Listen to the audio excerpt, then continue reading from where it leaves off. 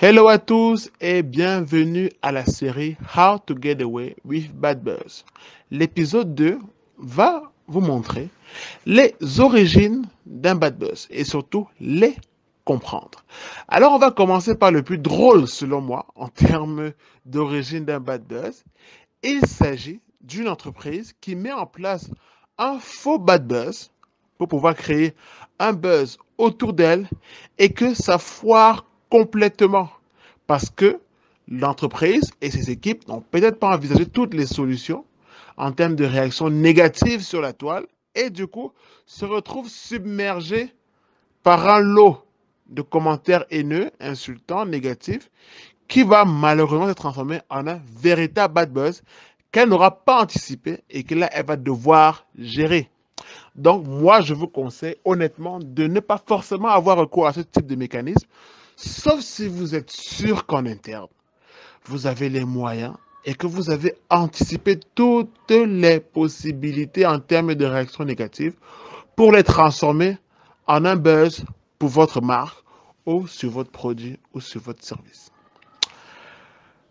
La deuxième source d'un bad buzz peut venir d'un ex-employé.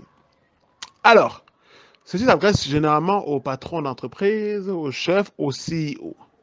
Lorsque vous vous séparez d'un de vos éléments, rassurez-vous de rester en bon terme. J'ai envie de dire, je ne demande pas d'être ami, je demande de rester en bon terme. Ça veut dire que lorsqu'il y a un licenciement ou une fin de contrat, il faudrait que la personne puisse partir de façon décente, recevoir les documents y afférents et surtout s'il y a des licenciements, lui expliquer clairement pourquoi ce n'est pas ça et s'il y a des aérés de salaire, les payer normalement. Parce que sinon, dans beaucoup de cas en Afrique, on a vu des employés exprimer toute leur négativité sur une entreprise pour laquelle ils ont travaillé, sur Twitter ou sur Facebook.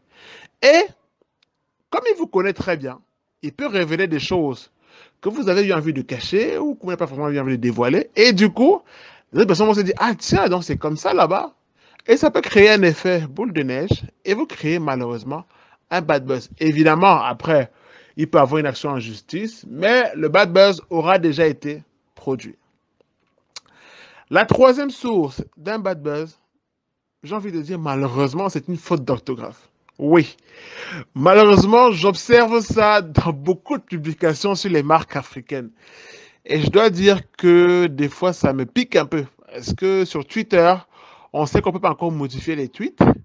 Et c'est un peu complexe quand on laisse une faute d'orthographe sur un tweet. Bon, c'est vrai qu'on peut le supprimer, mais vous savez que sur Twitter, les gens sont férus des captures d'écran. Donc, du coup, si quelqu'un remarque une faute d'orthographe, il va screenshotter et il va repartager après sur Twitter, même sur Facebook ou ailleurs, ou même sur WhatsApp.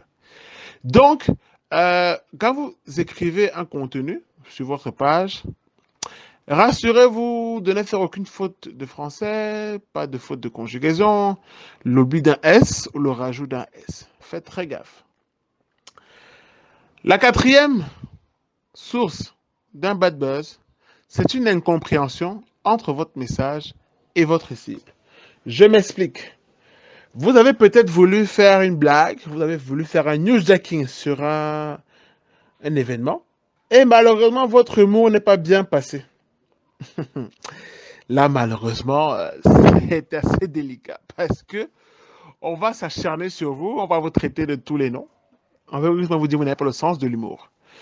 Lorsque vous voulez faire un newsjacking avec une action humoristique, moi, je vous conseille de tester la blague en interne. Testez la blague en interne. Si plus de 90% de votre team rigole, c'est plutôt une bonne décision. Si malheureusement il n'y a que la moitié qui rigole, ne pensez pas que c'est gagné parce que l'autre moitié qui ne rigole pas, elle peut être celle-là qui va rapidement propager votre bad buzz sur les réseaux sociaux. Donc faites attention.